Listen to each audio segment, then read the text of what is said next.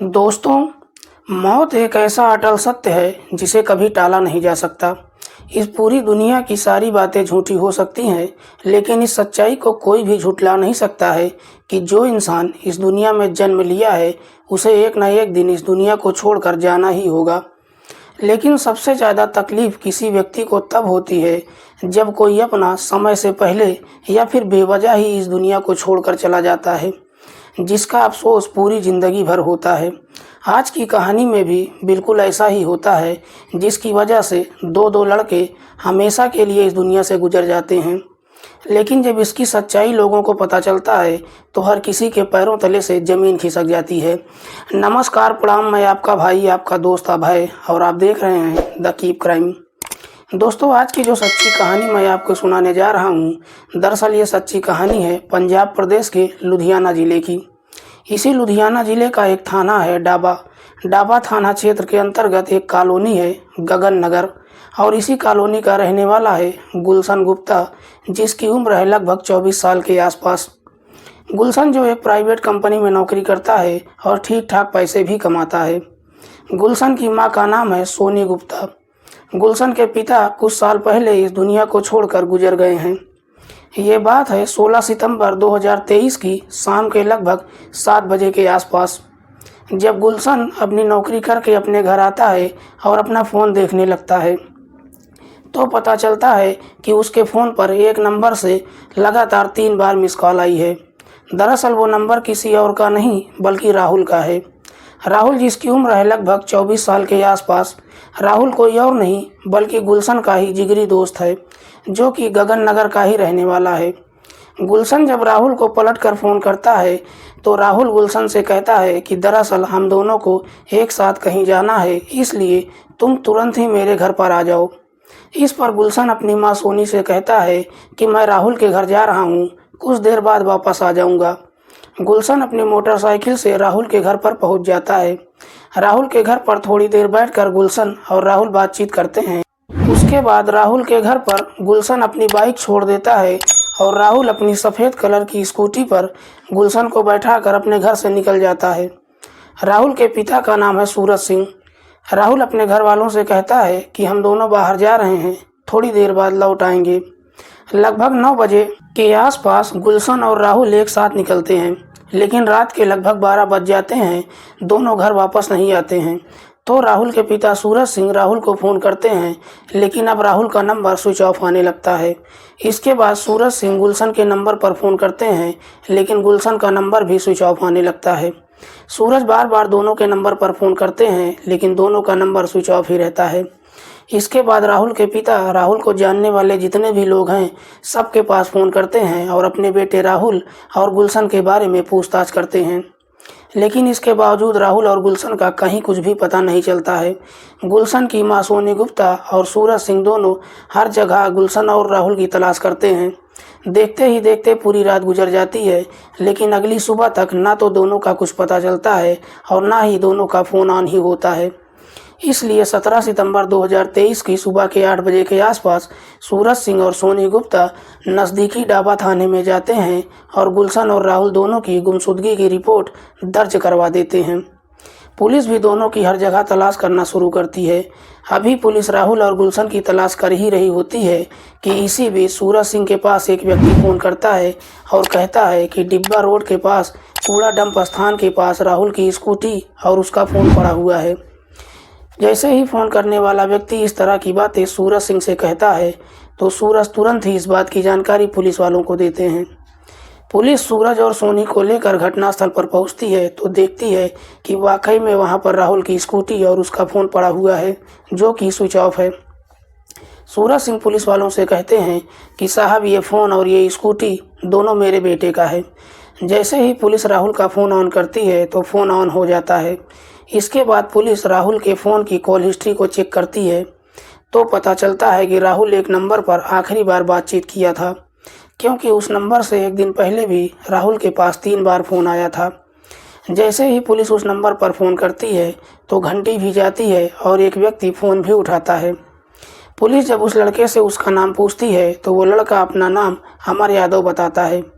Police जब अमर यादव के बारे में सूरज सिंह से पूछताछ करती है तो अमर का नाम सुनते ही सूरज सिंह एकदम से चौंक जाते हैं। सूरज सिंह अमर के बारे में काफ़ी सारी बातें पुलिस वालों को बताते हैं। सूरज सिंह पुलिस वालों से बताते हैं कि दरअसल अमर गुलशन और राहुल के बारे में काफ़ी कुछ जानता होगा। जैसे ही सूरज सिंह अमर के बारे में पुलिस वालों को बताता है तो पुलिस की एक टीम अमर के पास जाती है। अमर, जो कि डिब्बा रोड के पास रॉयल मैरिज हॉल में नौकरी करता है। जैसे ही पुलिस रॉयल मैरिज हॉल पहुंचती है तो वहां पर पुलिस की मुलाकात अमर से हो जाती है। अमर जब पुलिस वालों को देखता है तो एकदम से डर जाता है। पुलिस अमर से गुलशन और राहुल के बारे में पूछताछ करती है। इस पर अमर पुलिस के सामने एकदम से चुपचाप हो जाता है। इसलिए पुलिस अमर को एक जोरदार तमाचा मार देती है। अमर, जिसकी उम्र है लगभग 24 साल के आसपास, जैसे ही पुलिस अमर को तमाचा मारती है तो अमर तुरंत ही सारी सच्चाई पुलिस वालों को बता देता है। दरअसल अमर पुलिस वालों से कहता है कि साहब, मैंने राहुल और गुलशन की हत्या कर दिया है। ये बात सुनते ही सोनी और सूरज सिंह जोर जोर से रोने लगते हैं। लेकिन अमर जब इस दोहरे हत्याकांड की पूरी कहानी पुलिस वालों को बताता है तो वाकई में इसे सुनने के बाद हर किसी के पैरों तले से जमीन खिसक जाती है और सिवाय अफसोस करने के किसी के पास करने को कुछ नहीं रह जाता है। राहुल, जो अपने माता पिता की इकलौती संतान है, सूरज सिंह, जो कि एक प्राइवेट कंपनी में नौकरी करते हैं, राहुल भी एक प्राइवेट कंपनी में HR की नौकरी करता है। क्योंकि राहुल अपने माता पिता की इकलौती संतान है, इसलिए उसके माता पिता उसे बेहद प्यार करते हैं। राहुल भी जब ठीक ठाक पैसे कमाने लगता है तो सूरज सिंह राहुल की शादी स्नेहा से तय कर देते हैं। स्नेहा, जिसकी उम्र है लगभग 20 साल के आसपास, स्नेहा के पिता का नाम है अजय सिंह, जो कि जमालपुर थाना क्षेत्र के मुंडिया नगर के रहने वाले हैं। स्नेहा को पसंद करने के बाद सूरज सिंह फरवरी 2023 में राहुल और स्नेहा की सगाई भी कर देते हैं और शादी की तारीख 16 फरवरी 2024 रखी जाती है। सगाई के बाद राहुल और स्नेहा अक्सर फ़ोन से एक दूसरे से बातचीत करना शुरू कर देते हैं। धीरे धीरे समय आगे गुजरने लगता है। जैसे ही सगाई के 3-4 महीने का समय गुजरता है तो एक दिन राहुल का दोस्त गुलशन जब अपना इंस्टाग्राम चेक कर रहा था तो अचानक उसके सामने एक फ़ोटो आ जाता है। दरअसल वो फ़ोटो किसी और का नहीं बल्कि राहुल की होने वाली पत्नी स्नेहा का था, जो एक लड़के के साथ गले में गला मिलाकर फ़ोटो खिंचवाई थी। गुलशन जैसे ही स्नेहा की फ़ोटो देखता है तो इस फ़ोटो को अपने दोस्त राहुल को दिखाता है। राहुल जब उस फ़ोटो को देखता है तो उसको अपनी आंखों पर भरोसा ही नहीं होता है। राहुल तुरंत ही स्नेहा को फ़ोन करता है और उस फ़ोटो के बारे में पूछताछ करता है। जब उस लड़के के बारे में पूछता है तो स्नेहा भी सारी सच्चाई राहुल को बता देती है। दरअसल स्नेहा कहती है कि जब शादी तय नहीं हुई थी तो उस लड़के के साथ मेरा प्रेम प्रसंग चल रहा था। स्नेहा राहुल से कहती है कि मुझ पर भरोसा करो, जब से शादी तय हुई है मैंने उस लड़के से बातचीत करना बंद कर दिया है। दरअसल वो लड़का कोई और नहीं बल्कि अमर यादव ही था, लेकिन अमर बार बार मुझको फ़ोन करके परेशान करने लगा है। जैसे ही स्नेहा राहुल से इस तरह की बातें कहती है तो राहुल को लगता है कि स्नेहा सच बोल रही है। राहुल को स्नेहा की बातों पर भरोसा हो जाता है। उसके बाद राहुल इंस्टाग्राम के माध्यम से ही अमर से संपर्क करता है और अमर को धमकी देते हुए कहता है कि बेहतर होगा कि तुम स्नेहा को भूल जाओ, वरना अंजाम अच्छा नहीं होगा, क्योंकि मेरी स्नेहा के साथ शादी होने वाली है। लेकिन जैसे ही राहुल अमर को धमकी देता है तो अमर भी गुस्से में आ जाता है। अमर राहुल से कहता है कि तुमसे पहले मैं स्नेहा से प्यार करता था, तुम्हारी ही वजह से स्नेहा ने मुझे छोड़ दिया है।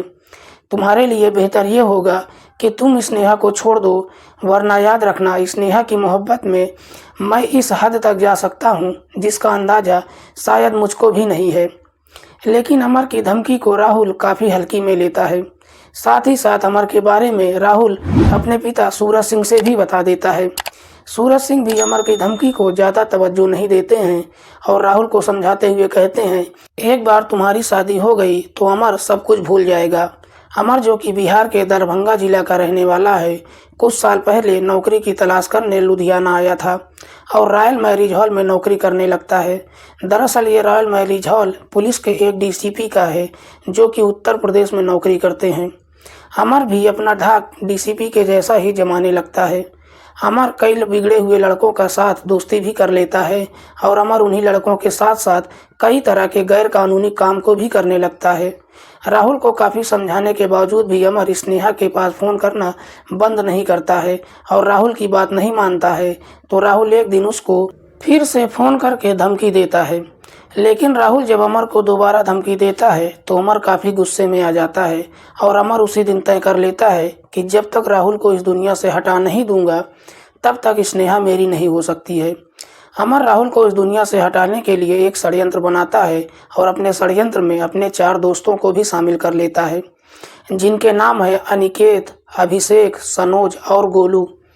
जैसे ही अमर इस षड्यंत्र को बना लेता है तो 15 सितंबर 2023 को राहुल के पास फ़ोन करता है और राहुल को रॉयल मैरिज हॉल में बुलाता है। राहुल अमर से बात तो करता है लेकिन उससे मिलने नहीं जाता है। अमर 3 बार राहुल को फ़ोन भी करता है लेकिन राहुल अमर का फ़ोन नहीं उठाता है। 16 सितंबर को शाम के समय भी अमर राहुल को फ़ोन करता है और कहता है कि दरअसल मेरे पास स्नेहा का अश्लील वीडियो है। अगर तुम ये चाहते हो कि मैं वो वीडियो फेसबुक पर पोस्ट ना करूं, तो आकर मेरे से मुलाकात करो और ये वीडियो ले जाओ। अमर जैसे ही स्नेहा के अश्लील वीडियो की बात करता है तो ये सुनकर राहुल काफ़ी परेशान हो जाता है और अपने दोस्त गुलशन को फ़ोन करता है। रात के लगभग 8 बजे जब गुलशन से बात हो जाती है तो राहुल गुलशन को अपनी स्कूटी पर बैठाकर सीधे रॉयल मैरिज हॉल अमर से मिलने पहुंच जाता है। इधर अमर अपने चारों दोस्तों को पहले से ही बुला लिया था। जैसे ही राहुल और गुलशन वहां पहुंचते हैं तो अमर और राहुल के बीच में स्नेहा को लेकर लड़ाई झगड़ा होने लगती है। अमर होटल के अंदर से एक भारी सरिया उठाकर लाता है और राहुल के सिर पर काफ़ी जोर से वार करने लगता है, जिसकी वजह से राहुल काफ़ी बुरी तरह से घायल होकर वहीं गिर जाता है। उसके बाद अमर अपने पास से एक तेज़ धारदार हथियार निकालता है और राहुल की गर्दन पर चलाने लगता है, जिसकी वजह से घटनास्थल पर ही राहुल की मौत हो जाती है। ये सारा नज़ारा गुलशन वहीं खड़ा होकर देख रहा था। गुलशन देखता है कि जब उसका दोस्त इस दुनिया से गुजर गया है तो गुलशन डर कर वहाँ से भागने का प्रयास करता है, लेकिन अमर अपने दोस्तों की मदद से गुलशन को पकड़ लेता है। दरअसल अमर गुलशन को मारना नहीं चाहता था, लेकिन गुलशन ने सब कुछ अपनी आंखों से देख लिया था। इसका एकमात्र गवाह गुलशन ही था। इसलिए अमर और उसके दोस्तों ने अपने आप को बचाने के लिए अमर अपने दोस्तों के साथ मिलकर गुलशन की भी हत्या कर देता है। उसके बाद दोनों की लाश को कंबल में लपेट लेता है और फिर राहुल की स्कूटी पर रखकर बुढ़ा नाले के किनारे पर पहुंच जाता है और दोनों की लाश को वहीं पर फेंक देता है। उसके बाद राहुल की स्कूटी लेकर अमर फिर से रॉयल मैरिज हॉल में आता है और थोड़ी देर बाद राहुल की स्कूटी लेकर डिब्बा रोड के पास कूड़ा डंप के अंदर राहुल की स्कूटी और मोबाइल दोनों वहीं छोड़ देता है। उसके बाद अमर के चारों दोस्त अपने अपने घर के लिए निकलते हैं तो अमर गुलशन का फ़ोन अपने दोस्तों को दे देता है, जिसे वो रास्ते में सड़क के किनारे कहीं फेंक देते हैं।